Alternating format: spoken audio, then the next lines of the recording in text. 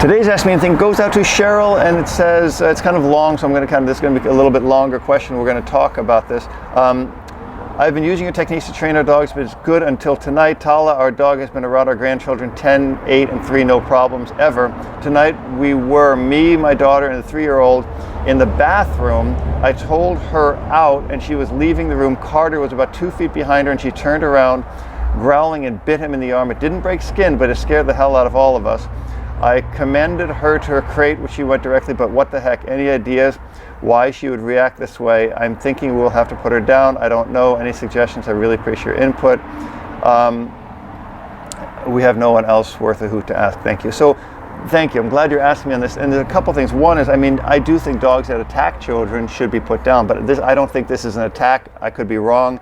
I'll tell you what I think happened, and that is you told your dog was in a confined area in the bathroom, which is a very small area, and when you told your dog to get out, she turned around and she was startled, and in her startled response, that was the way she handled it. She turned around and she maybe went to the child and put the child's arm in her mouth, or put her mouth on the child's arm, and she should be corrected for that, but you have to give her credit that she didn't bite, attack, tear, or do anything like that. She was startled by your response, and you have to take responsibility that you can't really put a dog in a position where they don't know how to succeed from. And a lot of times when dogs are surprised or startled, that's when they bite, or that's when they cower. They're going to have two responses. It's called a fight or flight response. So if the dog gets startled and they turn around and they see the baby, they could have turned and just freaked out and walked and run backwards, or the dog could have done what she did and grabbed the child's arm.